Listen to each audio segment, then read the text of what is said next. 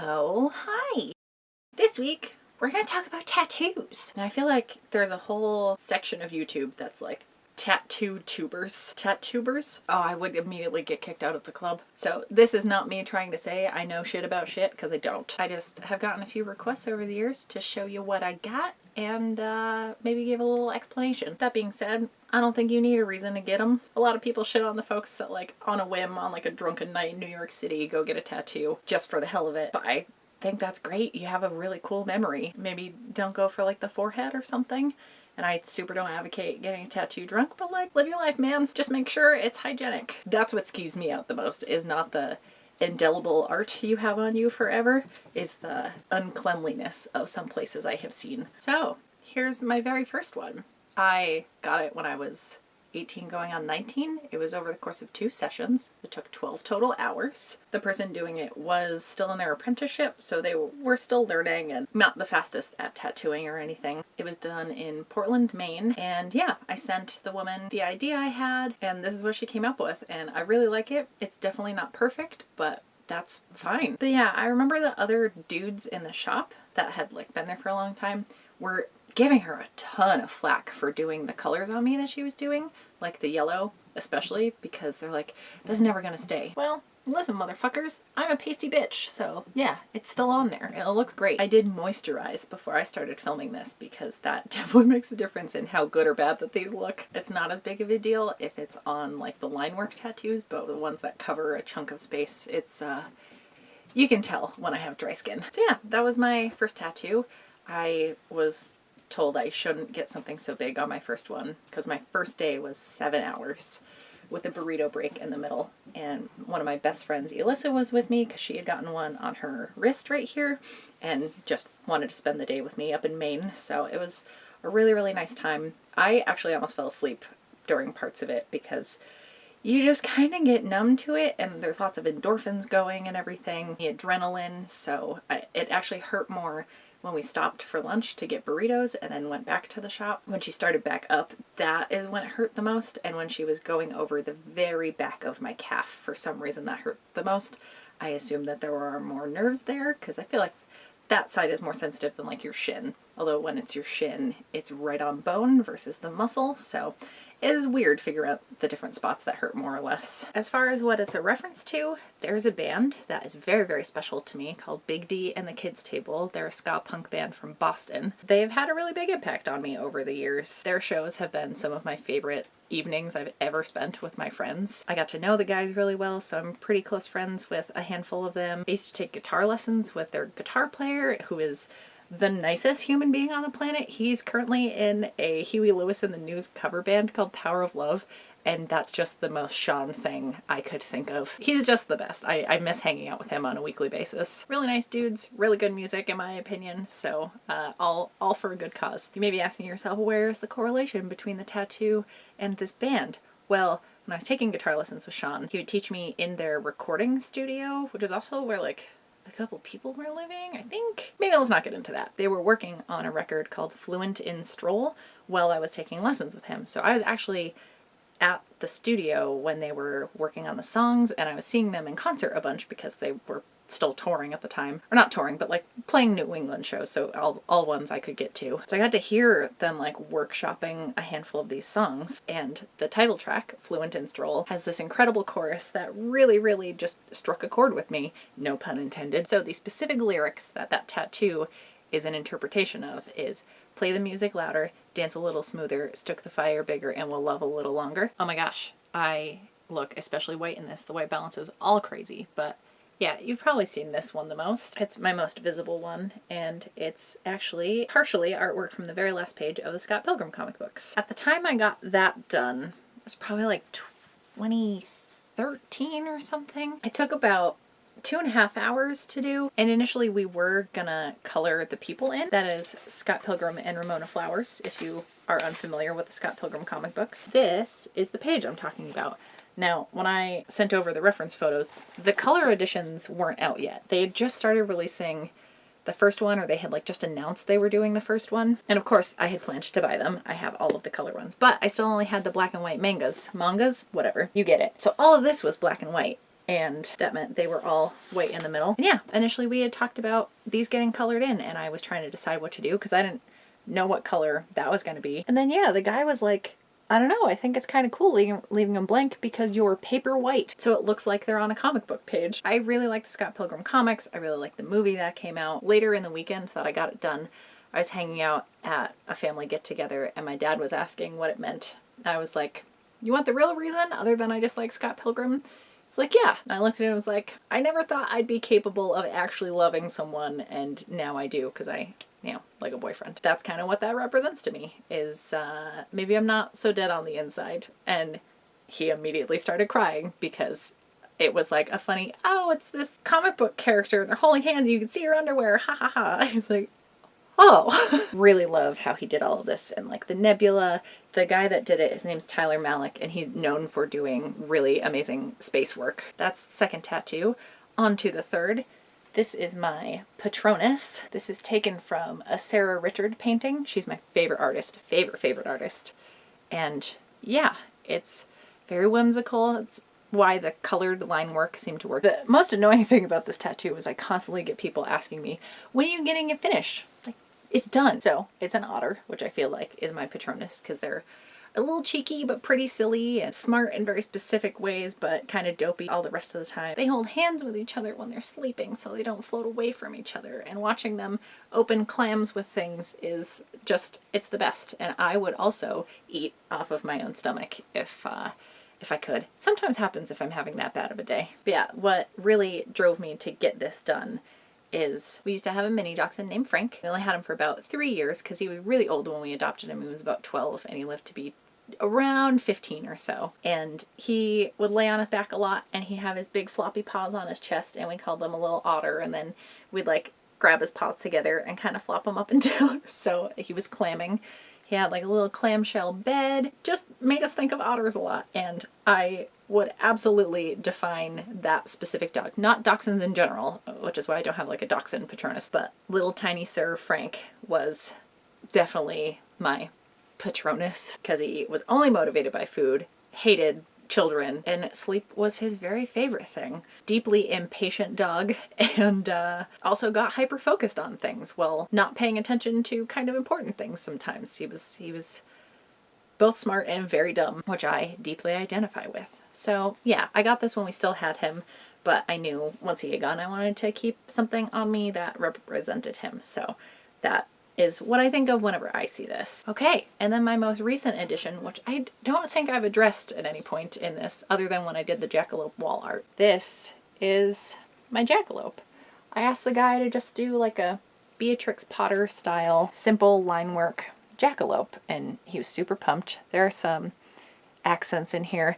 This was a similar thing. I really wanted like purple line work. He's like, it's not gonna stay very well. Like it's gonna bleed a bit. Like the color is gonna bleed and not stay in a crisp line. Like obviously it was gonna bleed because I was getting tattooed. I think the mythos of jackalopes as like a cryptid is very funny and fascinating, and apparently, oh my god, I don't remember who told me about this in the comments, but on my jackalope wall art video, there's a whole conversation with me and someone about these rabbits that have a mutation that makes little like spiny nubs grow out of their head. It's terrifying. Supposedly that kind of inspired the taxidermy brothers or whoever it was in the Midwest that created jackalopes as we know them today, like a bunny head with little tiny antlers, or less tiny antlers sometimes. My favorite tidbit about jackalopes is supposedly if you're trying to like lure them into a trap, you can bait them with whiskey, which yeah, I feel that. I feel you, jackalopes. When people ask me in person, that's typically my response is like, I just fucking like jackalopes. But the like deep down intellectual reason I got it is when I was a kid, I thought they were real because my godfather, who lived upstairs from us in this like 2-family apartment I grew up in, he had a jackalope on his wall. It's like a little bunny head, probably like this big, with antlers that probably went out like this far. And him and my dad would just hype it up, and I was 5 or 6. I had no reason to not believe them, you know? So it just became this thing that my dad and my godfather would tell me about. I've been thinking about getting a jackalope for a while because I thought they were neat. The thing that finally initiated me going to get it done when my dad was in really intense decline from the brain cancer diagnosis. If you don't know, he passed away August 2018. So I had gone on a road trip in July last year. Something about going on that trip and seeing all the wildlife down the East Coast and everything. I know jackalopes are more of a Midwest thing, but just being in different parts of the country and stuff, it just started to feel important to get one. Also, I was seeing so many rabbits on my trip, and it just felt like the time. And I had also gotten a gift certificate to a tattoo shop. P.S. I really hope you're tattooing your tip artist. Tipping your tattoo artists. Whew. The day I got back from my trip was Friday the 13th, which I don't know if you all know, but it's a big day to get tattooed. There's like a whole subculture about Friday the 13th tattoos. There was a line out the door of the tattoo shop. It was like, can I make an appointment? Maybe not today for this tattoo? They're like, oh my God, of course. So the guy came out, talked to me. He's like, all right, I'll look up some pictures and we'll get you sorted out. Yeah, he did it in probably an hour or so. Oh, my Patronus tattoo took about 90 minutes, but I also knew the woman that was doing it because she's sisters with one of my very good friends. Her name is Neon. I think she's on Instagram. It's like the Neon Lady or something. I'll link to everybody down below, so if you ever want to look at other artists, go for it. But the guy that did this, his name is Rob. He was so excited while he was doing it. He's like, I've never done a tattoo quite like this before. So I don't know. There's a really annoying part of my brain that's like, I'm so unique.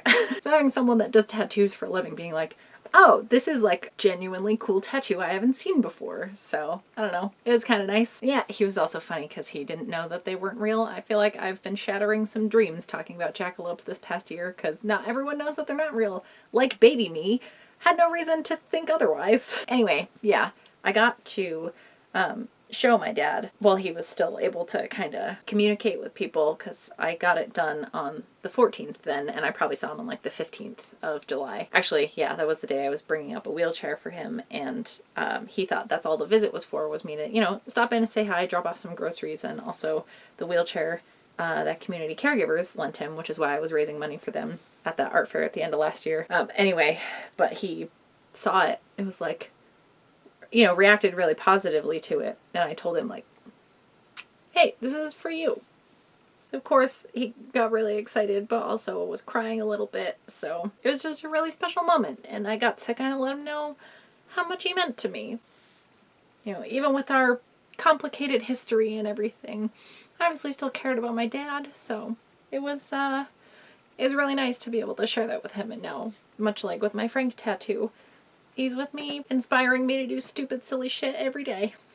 So yeah, those are my tattoos. I have other ideas I want to get done. I have no hesitations about getting more tattoos other than from a financial standpoint. Again, like, I'm going to New York, actually. When this goes up, I will be in New York with my sister, celebrating my birthday early because I'm turning 30 this year, and by the time you are watching this, we will have seen, potentially met, I don't know what's happening at this event, but we're going to see Anthony Porowski from Queer Eye. I'm so excited. It's going to be so good. So I will be maybe a little hungover. I don't even get hungover because I don't really drink that much anymore, but I hope I let myself party a little hard and I'm groggily checking your comments on this video the day you're watching this. This is getting off track, but I like tattoos, both when there's some incredible heartfelt meaning behind them and when it's just you feel like getting a matching tattoo with your friend after you've gone to the Harry Potter theme park for the day. As far as getting them, I'm not an expert by any means, but my biggest tip is to be hydrated. Drink a ton of water the day before, the morning of, during the appointment. I cannot express enough how much that helps. I got so much scabbing on my leg tattoo during my second session because I had super hydrated before my first session. And session 2, I had gone out on like kind of a date with someone the night before and we went to a bar and I was like, I shouldn't be drinking because that's going to dehydrate me.